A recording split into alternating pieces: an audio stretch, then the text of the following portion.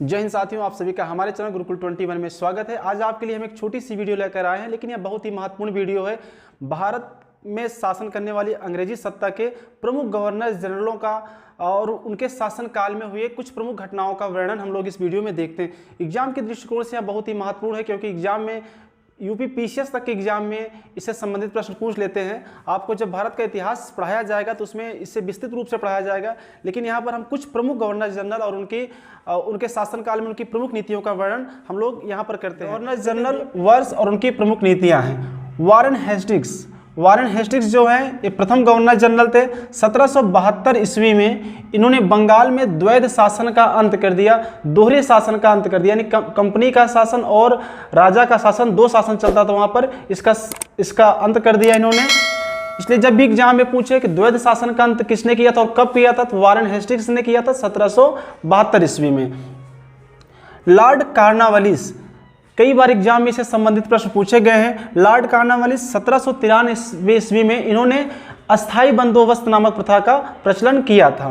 इसके बाद Lord Wellesley की सहायक संधि जो है बहुत ही प्रसिद्ध है। 1798 ईस्वी में इन्होंने सहायक संधि किया, यानी कि भारत में जो छोटे छोटे देसी रियासतें थी, रजवाड़े थे, उनकी सहायता करते थे और सहायता के बदले में या उनसे टैक्स वसूलते थे, उनके राज्य में फ्री व्यापार करते थे और मौका मिलते ही उनके साम्राज्य को जब वो कमजोर करते थे तो हड़प लेते थे। लॉर्ड डलहौजी यह बहुत ही प्रसिद्ध शासक रहा है। 1856 ईस्वी में इसने डॉक्ट्रिन ऑफ लैप्स, गोद निषेध का नियम लगाया, जिसे राज्य अपहरण की नीति भी कहा जाता है।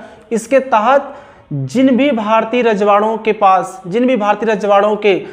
की संतानें नहीं थी, पुत्र नहीं था, उनकी मृत्यु के बाद उनका राज्य स्वतः ही अंग्रेजी साम्राज्य में मिला लिया जाएगा। इसके तहत सतारा, जयपुर, झांसी, नागपुर आदि मतलब जो रियासतें थी इसकी शिकार हुई, क्योंकि भारत में इन्होंने गोद निषेध अधिनियम पारित कर दिया था कि गोद लिया हुआ व्यक्ति अब वो वैध नहीं होगा, यानी वह जिस व्यक्ति ने गोद लिया है और दत्तक पुत्र जो है आगे चलकर उसकी संपत्ति का कानूनी रूप से वारिस नहीं होगा।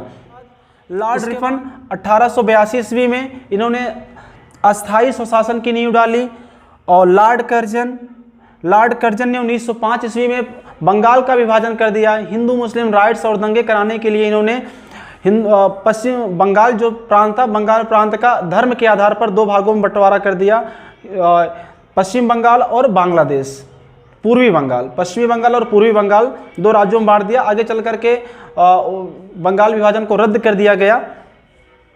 विलियम बेटिक 1829 ईस्वी में इन्होंने सती प्रथा का रोक लगा दिया। सती प्रथा समाज की एक बहुत बड़ी कुरीति थी।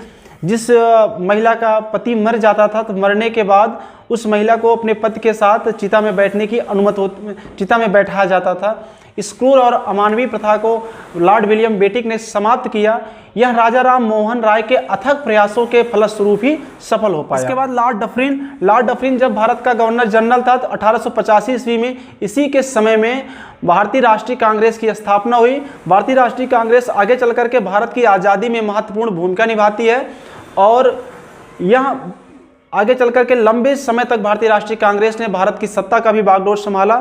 इस प्रकार हम लोग इस एक शॉर्ट वीडियो में भारत के प्रमुख गवर्नर जनरल और उनके शासनकाल में हुई प्रमुख घटनाओं के बारे में हम लोग जानते हैं। आशा करते हैं कि आपको यह वीडियो अच्छा लगा होगा। तो आप इसे दोस्तों में शेयर करिएगा और लाइक करना मत भूलिएगा। हाँ, चैनल पर अगर आप नए हैं तो आप सब्सक्राइब करना मत भूलिएगा। जय हिंद।